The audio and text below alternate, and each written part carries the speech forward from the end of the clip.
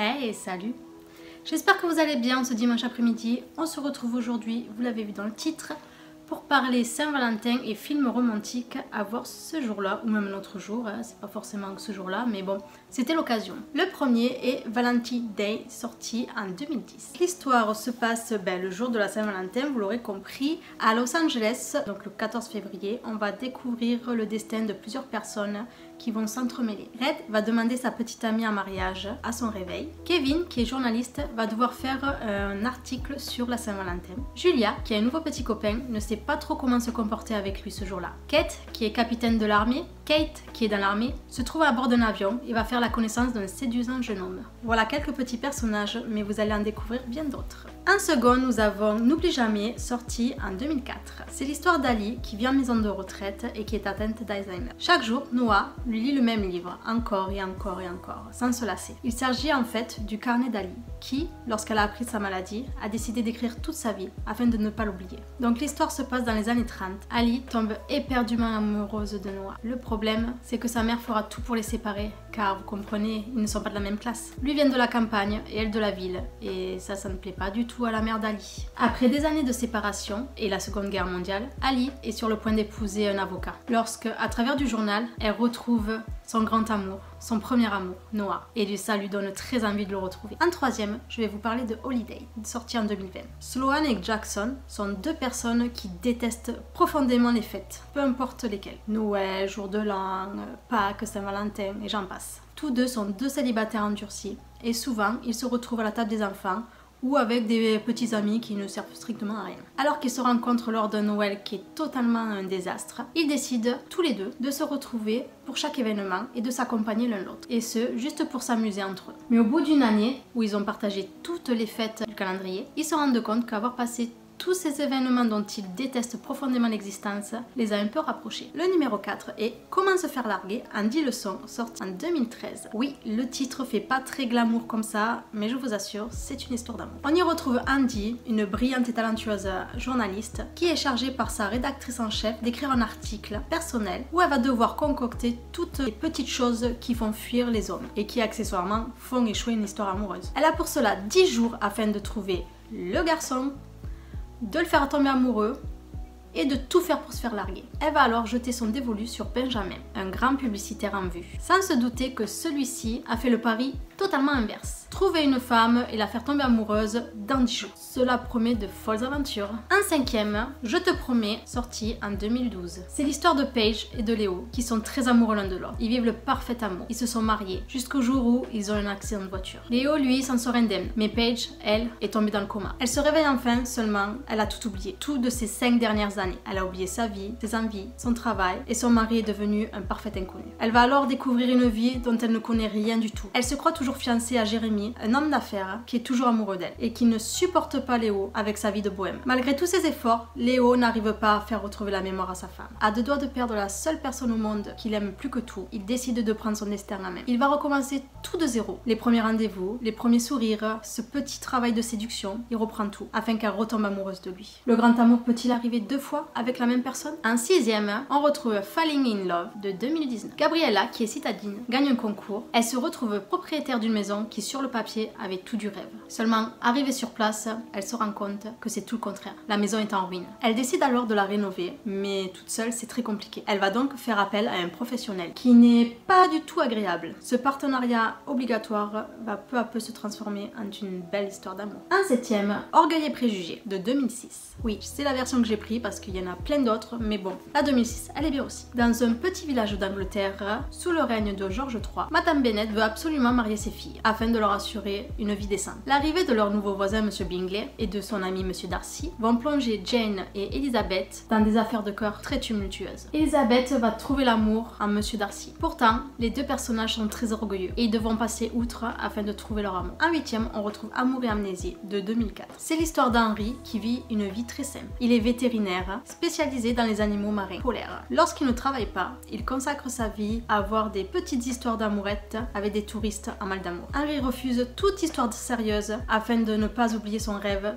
partir en Alaska, afin d'étudier les morses. Pourtant, lorsqu'il va rencontrer Lucy, il va tout de suite être très fasciné par elle. Faisant une croix sur sa règle qui lui interdit formellement de convoiter une personne du coin, Henry va aborder Lucy. Il va discuter pendant de longues heures avec elle et tout va être parfait. Il obtient même un rendez-vous pour le lendemain. Lorsque le lendemain arrive et qu'il se présente à Lucy, l'enfer. Elle ne le reconnaît pas et se met à hurler à l'agression. Il va alors découvrir que Lucy a une étrange maladie. Chaque nuit, elle oublie totalement sa journée. S'il veut continuer avec elle, il faudra que chaque jour soit le premier. En 9e, on retrouve Cher John de 2010. Lorsque John, un soldat des forces spéciales, et Savannah, une étudiante idéaliste, se rencontrent à la plage, c'est tout de suite le coup de foudre. Bien qu'apparemment ils appartiennent à deux mondes différents, ils vont passer 2 semaines d'un amour passionnel. John repart ensuite en mission et Savannah retourne à l'université. Mais ils se promettent de s'écrire. À travers leurs lettres enflammées, leur amour grandit. Chaque jour, Savannah s'inquiète de plus en plus de la sécurité de John. Et elle s'interroge. Le couple lutte sans relâche pour faire perdurer leur amour. Lorsqu'une tragédie oblige John à revenir, ils se retrouvent tous deux face à leurs contradictions. Ils vont alors découvrir si leur amour est vraiment plus fort que tout.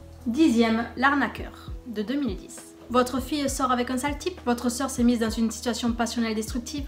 Aujourd'hui, il existe une solution radicale. Il s'appelle Alex. Son métier, briseur de couple professionnel. Sa méthode, la séduction. Sa mission, transformer n'importe quel petit ami en ex. Mais Alex a une éthique. Il ne s'attaque uniquement aux couples dont la femme est vraiment malheureuse. Alors, pourquoi décide-t-il de briser un couple épanoui qui vont se marier dans une semaine? En 11e, 20 ans d'écart de 2013. Alice a 38 ans. Elle est belle, ambitieuse et fait preuve d'une impeccable conscience professionnelle, au point d'en oublier sa vie privée. En bref, elle a tout pour être la prochaine rédactrice en chef de Rebelle. Tout sauf son image de femme coincée. Mais lorsqu'elle va croiser le chemin de Balthazar, 20 ans, jeune et charmant, le regard de ses collègues va changer. Réalisant qu'elle détient la clé de sa promotion, Alice va jouer la comédie d'une improbable idylle amoureuse. En 12e, 27 robes de 2008. On y retrouve Jane, qui est beaucoup plus douée pour prendre soin des autres que d'elle-même. Pour preuve, elle possède dans son armoire 27 robes de demoiselle d'honneur. Lors d'une soirée, Jane réussit même à faire la navette entre 2 mariages, l'un à Manhattan, l'autre à Brooklyn, sous les yeux ébahis de Kevin,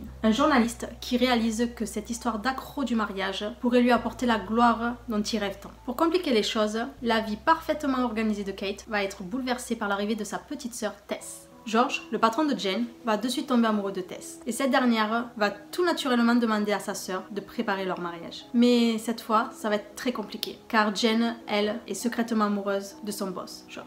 En 13e, Happiness Therapy de 2013. La vie parfois révèle de drôles de surprises. Pat a tout perdu. Sa maison, son travail, sa femme. Il se retrouve même obligé de retourner vivre chez ses parents. Pat reste déterminé à renouer avec son ex-femme. Rapidement, il va rencontrer Tiffany, une jolie jeune femme qui a eu un parcours très mouvementé. Elle propose alors d'aider Pat à reconquérir sa femme en échange d'un petit service. Un lien inattendu va commencer à se former entre eux et ensemble, ils vont essayer de reprendre en main leur vie. En 14e, il y a Sex entre amis de 2011. Lorsque Jamie, une chasseuse de tête new-yorkaise, tente de recruter Dylan, un directeur artistique de LA, tous deux vont s'apercevoir qu'ils sont sur la même longueur d'onde. Leur premier point commun est qu'ils ont totalement renoncé à l'amour. Ils n'y croient plus et ils se consacrent désormais uniquement au sexe. Dylan va s'installer alors à New York pour son travail et tous deux vont commencer à sortir ensemble régulièrement, convaincus que l'amour reste un mythe. Ils vont être très heureux de cette relation uniquement basée sur le physique. Mais ils vont être surpris de la tournure que va prendre leur relation. En 15e, Sex Friend de 2011. Emma et Adam sont amis de longue date. Ils vont alors faire évoluer leur relation en ayant des relations sexuelles. De peur de mettre fin à leur amitié,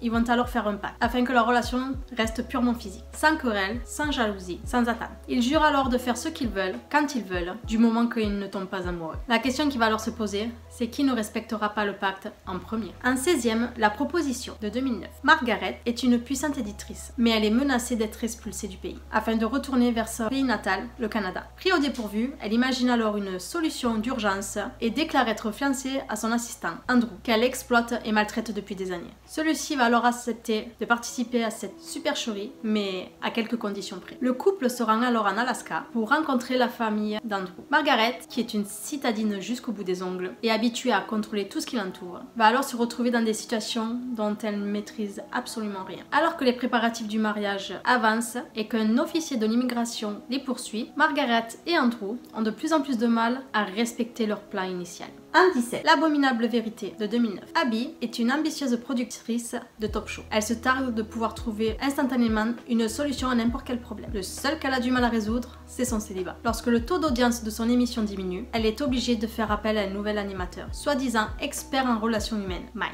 Celui-ci va traiter de ce qui plaît vraiment aux hommes. Le choc est rude entre la jeune femme et ce provocateur odieux. Le pire, c'est qu'il fait grimper les audiences et qu'il va devenir incontournable. C'est alors qu'Abby va rencontrer Colin, son voisin, chirurgien et célibataire, tout l'opposé de Mike. Cette fois, Abby veut mettre toutes les chances de son côté et c'est à contre-cœur qu'elle va demander l'aide de Mike. Alors que Mike conseille Abby à coups de théories provocantes qu'elle va finir par suivre, tous deux vont découvrir une autre vérité. Malgré leurs différences, tous deux vont avoir des sentiments communs. En 18, Unclock, mode d'emploi de 2007. Ben coule des jours heureux avec ses 4 copains, Jonah, Jason, Jay et Martin, aussi glandeurs et débraillés qu'eux. Outre leur amitié, ils ont pour projet de créer un site payant, tarapoil.com, qui va répertorier toutes les scènes nues de vos stars préférées. Allison, elle, est assistante de production d'une chaîne télé hollywoodienne. Elle habite également avec sa sœur, Debbie, et son beau-frère, un quartier résidentiel qui scie à merveille à son petit côté BCBG. Bosseuse et ambitieuse, elle vient tout juste d'être promue. Afin de fêter ça, elle va partir en boîte de nuit avec sa sœur Debbie. Après une soirée pas mal arrosée, elle va ramener Belle chez elle pour, vous aurez compris. Le lendemain, dégrisée, elle l'éjecte gentiment mais fermement. C'est la fin de l'histoire, vous pensez? Eh bien non, car 8 semaines plus tard, des nausées suspectes viennent d'apparaître. Et oui, elle est enceinte. En 19, Jackpot